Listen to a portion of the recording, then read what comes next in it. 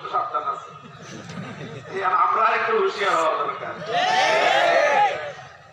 এই যে যে কথাটা আমি বলতেছি, এটা শুধু আমার গলার কণ্ঠের জোরের কথা না, এটা হৃদয়ের কষ্টের কথা। যে আমরা আল্লাহকে বিশ্বাস করি, আমরা ইমানদার বলে নিজেদেরকে পরিচয় দেই, বছর বছর হজ করি, অথচ তাগুতকে আমরা অস্বীকার করতে পারি না। এতটুকু ইমানের জোর আমাদের নাই। আল্লাহ পাক আমাদের সকলের ইমান দান করেন। প্রশ্ন করতে পারেন যে তাগুত জিনিসটা কি? যে আল্লাহর উপর বিশ্বাস আর তাগুতের উপর বিশ্বাস একত্রিত হতে পারে না কেন?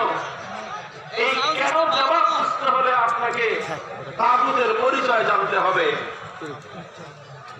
তাগুতের ডেফিনিশন বুঝতে হবে। মা হুয়া তাগুত,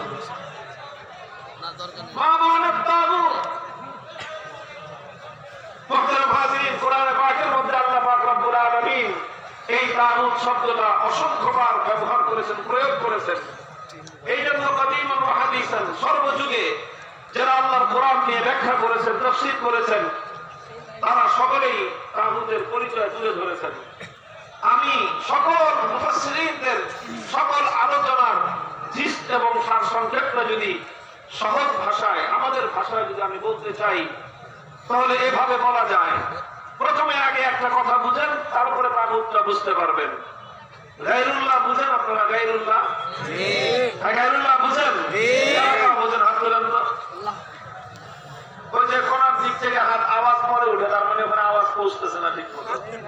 আপনার মাইকের লোকেরা একটু খবর দেন, ভাই ওই কোনায় কেন আওয়াজ পৌঁছতেছে না। আপনার ধৈর্য ধরেন, একটু ধৈর্য ধরেন, কোন আওয়াজ করবেন না, সাউন্ড করবেন না, আমরা চেষ্টা করতেছি। গায়রুল্লাহ কাকে বলে? গায়রুল্লাহ চিনেন? এই মহাবিশ্বের মধ্যে আল্লাহ ছাড়া বাকি যা আছে সব কি? চিন্তা করে বলেন, আল্লাহ ছাড়া যা আছে সব একদিকে আল্লাহ আর একদিকে গায়রুল্লাহ। কত কি? আল্লাহ ছাড়া যা আছে সবই গায়রুল্লাহ। মানুষ গায়রুল্লাহ, ফেরেশতা গায়রুল্লাহ, আম্বিয়া নবী গায়রুল্লাহ, ওলি গায়রুল্লাহ, জিন গায়রুল্লাহ, আসমান জমিন গায়রুল্লাহ, সব কিছু গায়রুল্লাহ। আল্লাহ ছাড়া যা আছে সব গায়রুল্লাহ। তো কোন গায়রুল্লাহকে, কথা বলতে এবার তাগুতের পরিচয় দিচ্ছি, যে কোন গায়রুল্লাহ, এদিকে তাকান, এদিকে এদিকে এদিকে,